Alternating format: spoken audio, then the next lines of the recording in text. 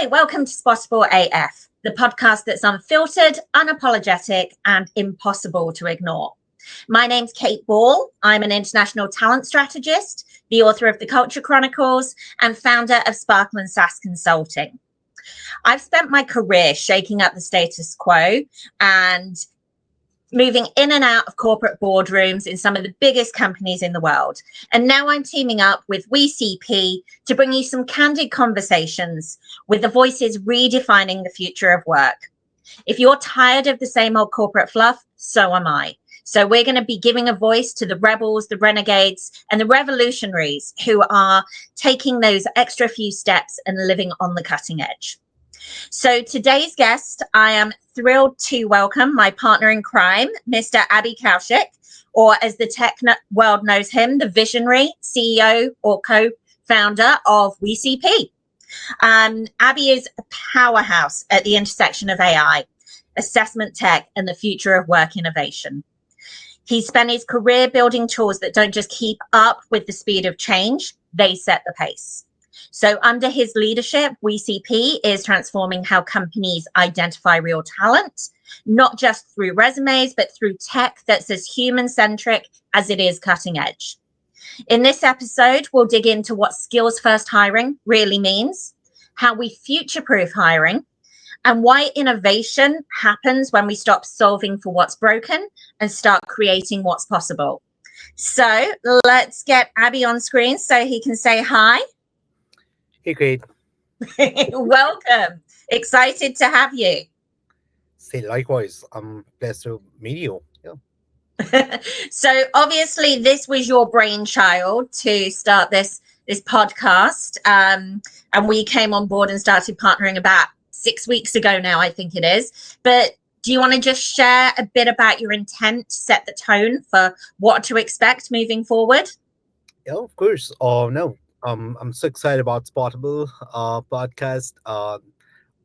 The key idea behind Spottable was to uh, build a community where it's simple to spot people who are worth spottable, and spotting the gems out there on the TA side as well as on the candidate side, and trying to like take this community forward where people get spottable for who they are, and that's pretty much is the intent behind Spottable.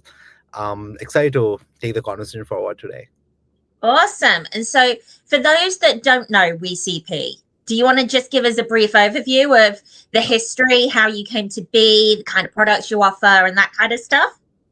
Yeah, VCP started as an AI project, wherein we wanted to automate designing of coding problems, coding questions, and that's why VCP is called We Create Problems, because there was nothing, back then 8 years ago, 9 years ago, which can automatically generate interview problems, and that's where we wanted to do.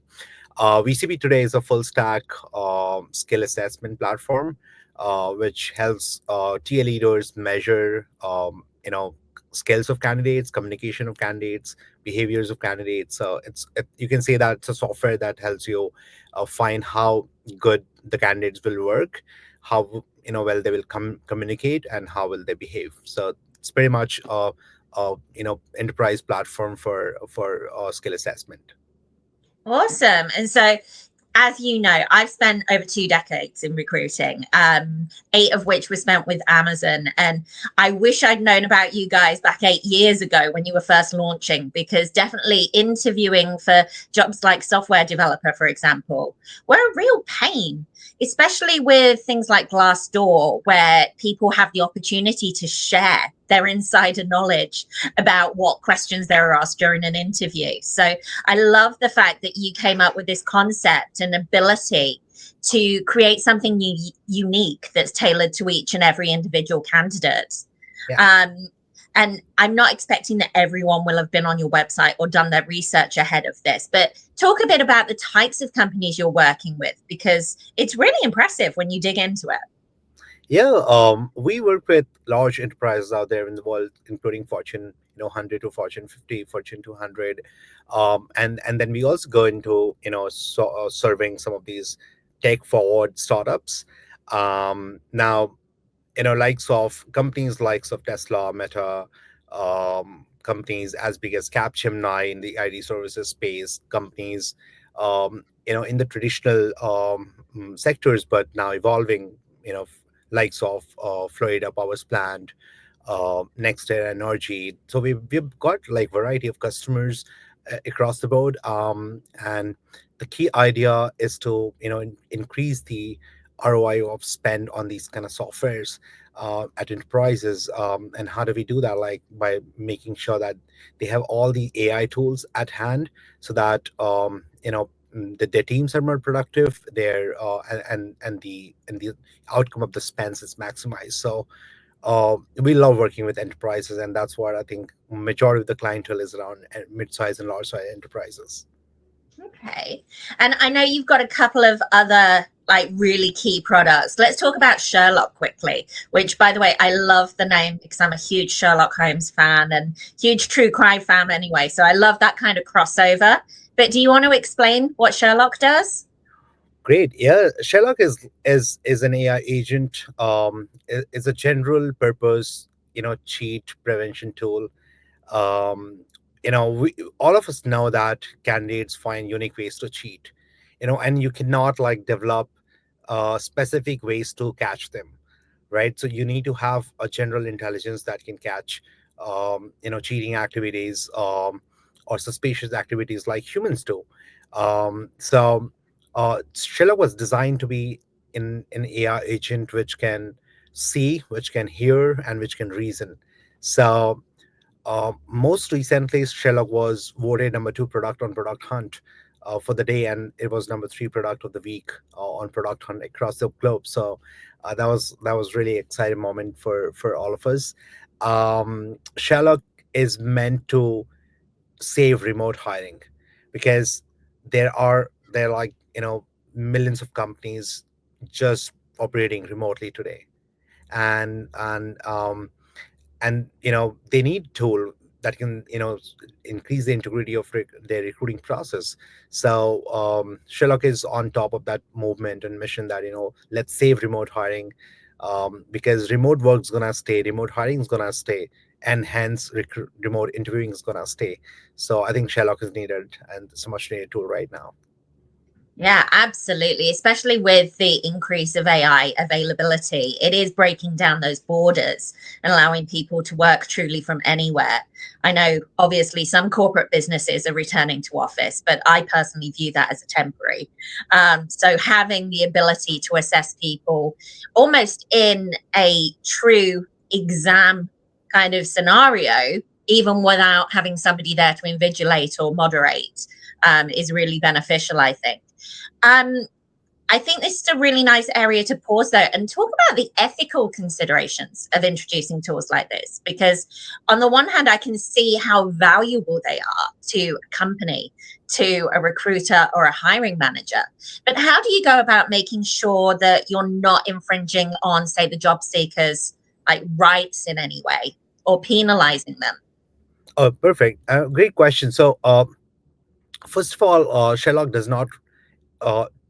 is designed to be minimally invasive, right? It's not it's not going to go and read your files and and throw it out and information outside its scope. The way Sherlock operates is like we are podcasting today. I mean, we need camera permission, we need mic permission. So these two permissions is what Sherlock needs as well. And then in addition, Sherlock needs permission to desktop to make sure that if there are some illicit activities happening, or there are some apps that are open, or which is testing candidates to cheat. I mean, the rise of AI cheating apps today. So Sherlock just needs these three permissions to make sure it makes the process more safe and secure for both the sides. um, on the ethical side, Sherlock is compliant with almost all the enterprise compliance rules that we got to follow, and it protects the data of candidates. It protects the data of interviewers. These candidates have the right to get the data deleted as well under GDPR and related similar laws. Now, one fundamental ethical consideration that we made, that Sherlock should understand the context. What I mean by that is, it should not have biases towards, like, if somebody's not really cheating, and so discerning false positive and false negative in the right way is what Sherlock aims for. Now, let's say I and you are interviewing, and I'm trying to do some illicit stuff, um, and Sherlock sees that I'm actually trying to do some suspicious things. Sherlock will catch that. But if you and I agree that hey, it's okay to use AI chat GPT to find answers to this question, then solve a problem and collaborate. Sherlock understands that. Sherlock knows that both interviewer and the candidate has agreed on this, and therefore it need not like create a panic situation for anyone, and it's not gonna like really report that as well. So Sherlock is smart. And of course, like false positive, false negatives, Sherlock takes care of all those by itself. As design, we have an error rate of 0.3%, but that we're trying to minimize as soon as possible. Awesome. No, as I said, I definitely can see the value and just wish I had tools like this back when I was recruiting. But let's talk about Spottable, our namesake. So this is your newest product that you're launching, correct? Yeah, that's right. So I understand it, but perhaps, well, I'm sure you can explain it better than I can. So perhaps you could give us a bit more insight into what it means to be spottable and how you're going to be helping job seekers basically find their new roles.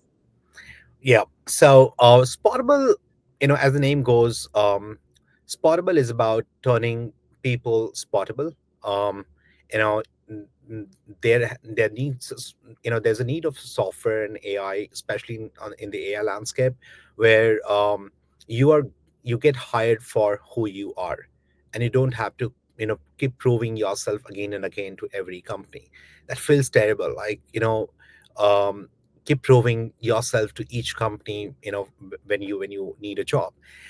There One of the fundamental problem in industry today is that um, if a job candidate needs a job, they feel stuck. They're searching, they're stuck, and they're just hopeful that something's going to come their way. And similarly, a, a, a company who is hiring candidates, they are searching candidates and they're hopeful that somebody will come. Like uh, one of the bigger problem that we identify, that technology has to solve the problem of helplessness. Both the sides feel helpless, unless some magic happens and they get matched, and that match is perfect. And that costs you time, money, and so much of friction, and manual intervention in the processes today.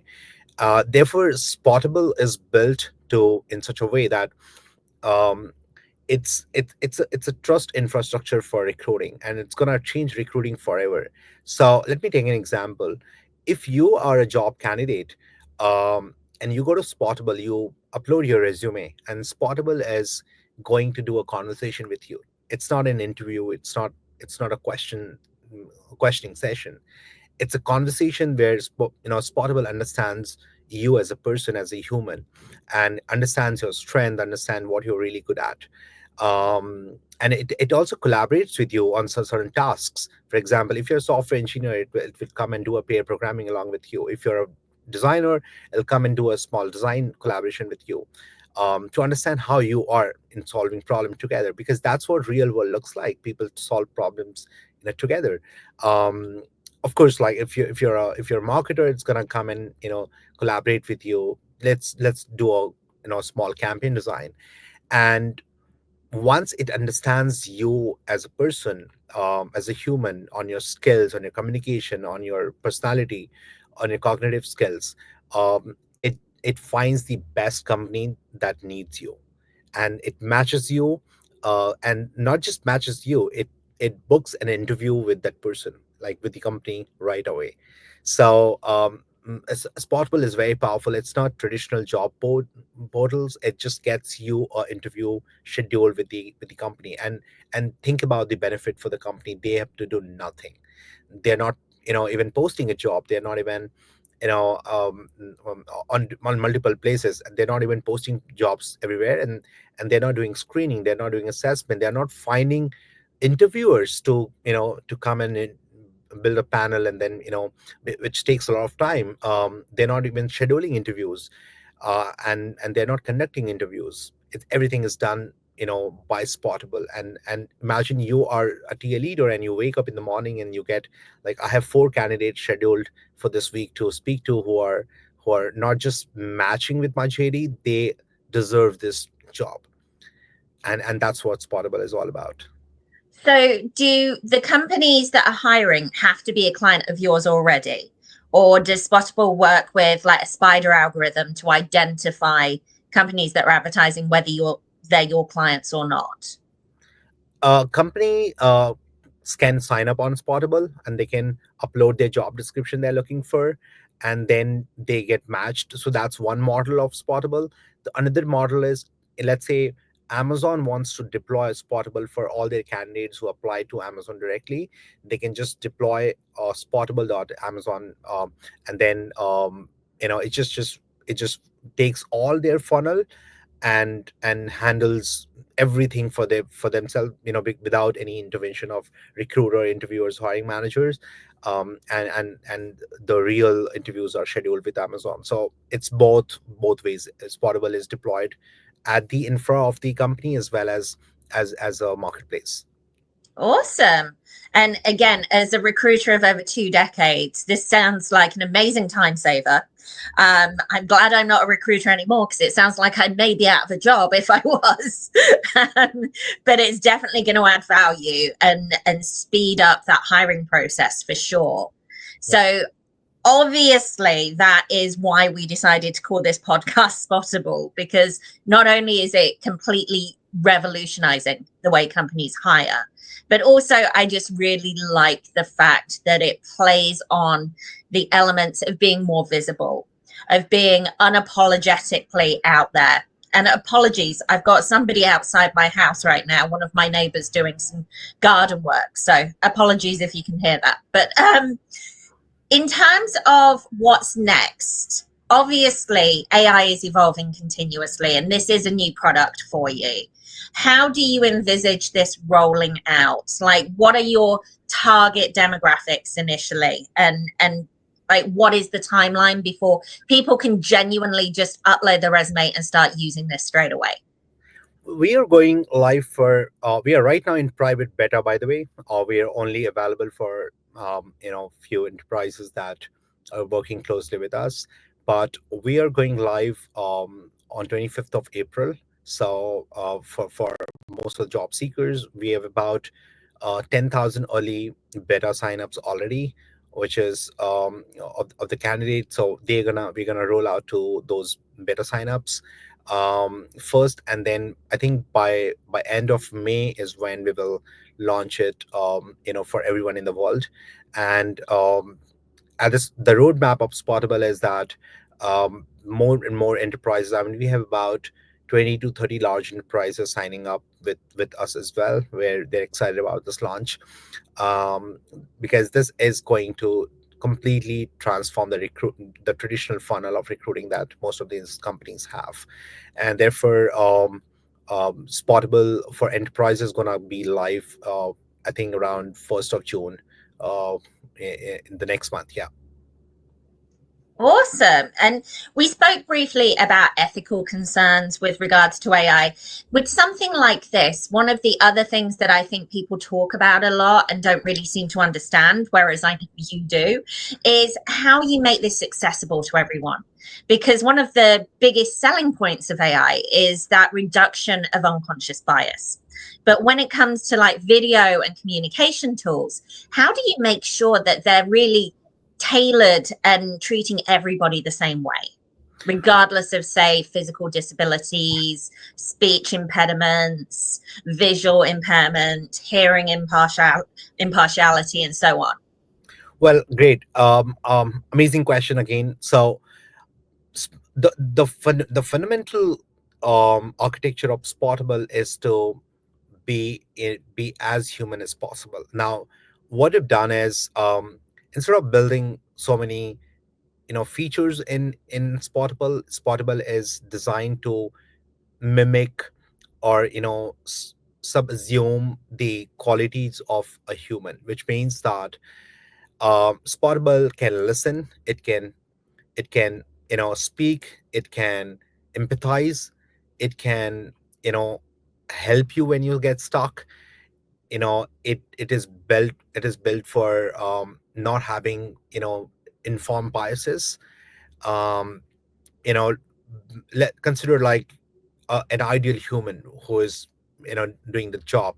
Spottable is meant to be a problem solver together, be a good co-worker, be a good boss. So there are like these fluid traits that that are defined as a personas of Spottable, and Spottable as an AI model is trained on top of that. So um, we're trying to make sure that in the initial rollouts we are as close to human as possible.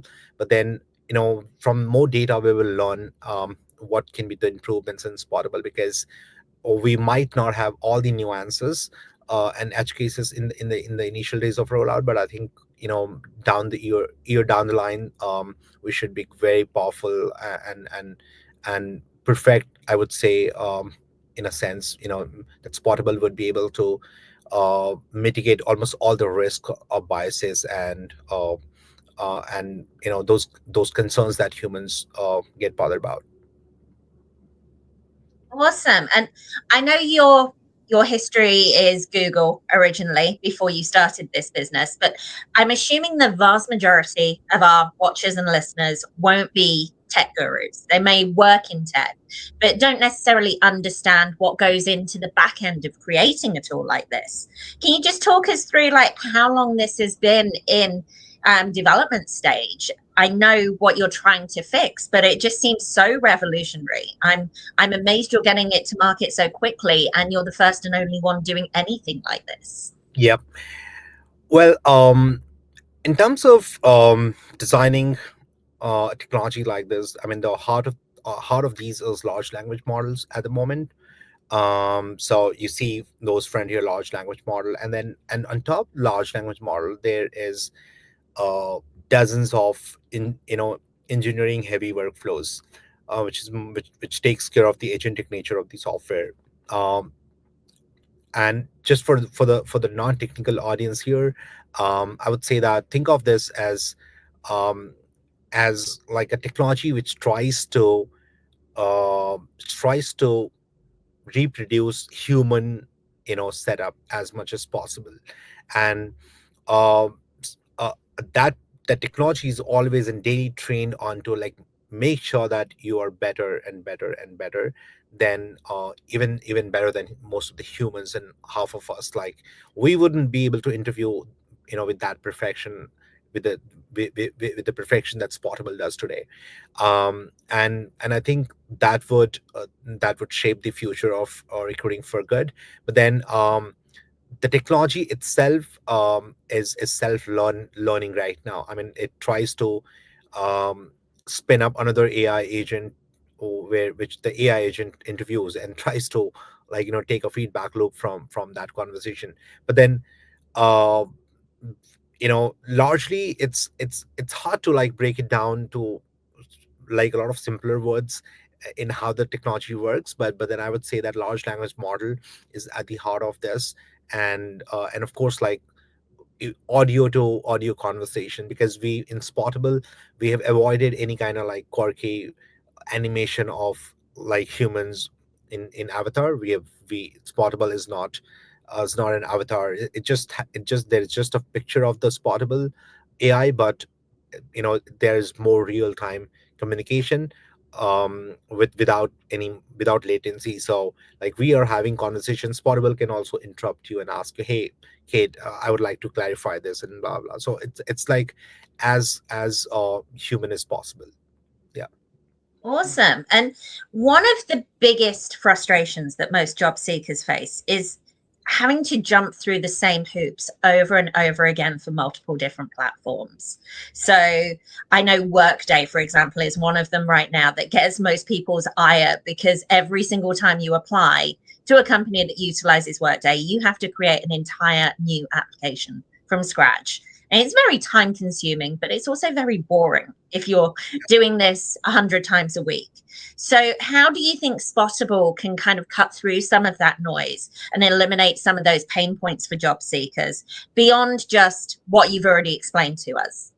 Well, Spottable is you do it only once. Like you become Spottable once and you don't have to apply for jobs again. I mean, there's no apply button in Spottable. It's all about uploading your resume and talking to um to Spottable, and doing a conversation. That's all. Once you become Spottable, you your way there would be plenty of jobs coming in, and your inbox is almost like full of job offers and opportunities. That's what we aim for, and you can always pause, like, hey, I don't want to receive any job offer right now because I've already got one work. And Spottable, if you're Spottable once, you don't really need to apply again and again. And that's what we are our movement in Spottable is to, like, take liberate job candidates from that frustration of applying and again, and trying to prove them repeatedly to companies. Yeah. It reminds me of some kind of Black Mirror episode. I'm just waiting to figure out how it's all going to go wrong. Like, you've Definitely got to. not in the wrong way, but I think we try to, like, do a lot of positive reinforcement in Spottables to make sure that it always works for candidates and gets them the right opportunities. And have you thought about the spin-off opportunities? Like, I can already see this being like dating profile kind of tech. I can see there being like mentoring and coaching opportunities, like all kinds of things. I am not sure if we'd be able to um you know match to person for dating, but I think the key idea is to match a job seeker to job opportunity. So I think on the job side, we'll have a lot of proof and check and authenticity, where we want to make sure the only jobs are posted and nothing else. I think yeah, but right now that's what Spottable is built for, to get people jobs. Okay, awesome. And we're coming up to time, really trying to keep this to 30 minutes because our audience told me that's the optimal time for a podcast. But HR tech, as you know, is traditionally like one of the slowest areas of any business to adapt new technologies. Like, for anybody out there who's listening or watching this, who is working in a company that is not particularly tech forward and thinks these sound like great tools and they'd love to try and influence upwards or find a way to work with you guys, what advice would you have for them in terms of how to sell this to a business, how to convince them, what kind of data points or metrics or anything that they can utilize to go and show the ROI? Well, the only thing that comes to my mind is go for outcomes. No tools, no processes, no um, involvement of people. Go for outcomes, because HR tech as a function, or HR as a function, is flooded with different tools, and there are, like, there's so many integrations running, and there's so many different tools. This is a very heavy workflow heavy function. I think slowly HR function will transform to become more outcome oriented, and we've started that solving in recruiting already. So in recruiting, Spottable is not about any kind of tool or processes. It's all about outcome. You wake up and you get best candidate to meet this week, and those are not just best candidate; they are the deserving ones that you want to meet, and just have a conversation, roll out the offer letters. So that's what the outcome is all about. I think HR function should try to minimize the number of tools, and especially the point solution, and try to, like, move towards outcome with minimum number of tools. Okay, awesome.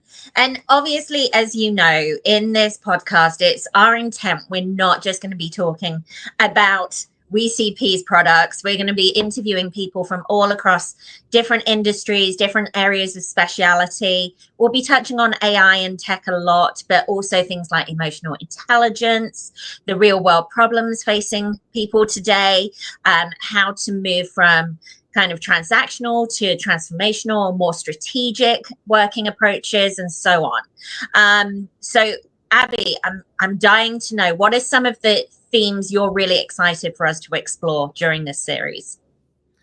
I'd love to, explore how HR leaders are thinking about the future of recruiting. Number two, I'd love to know what HR leaders think about remote work and remote hiring and remote interviewing. I mean, these are few problems that we are working a lot on. Then I would also like to know what HR leaders think about the future of HRs and recruiters itself, which is, how do they see evolving, and where do they work, traditional work profiles, take them to.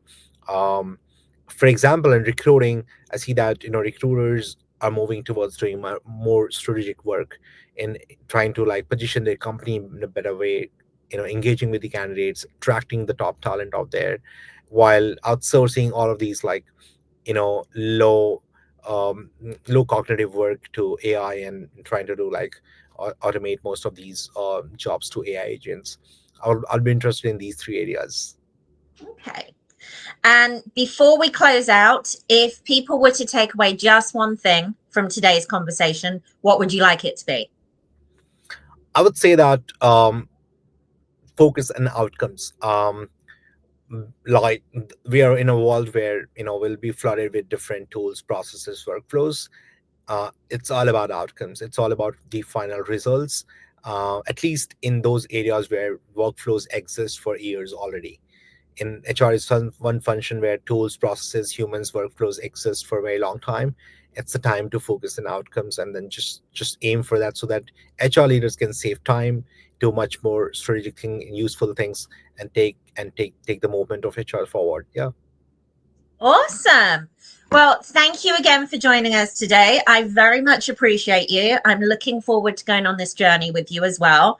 I am really excited about some of the conversations we've got coming up.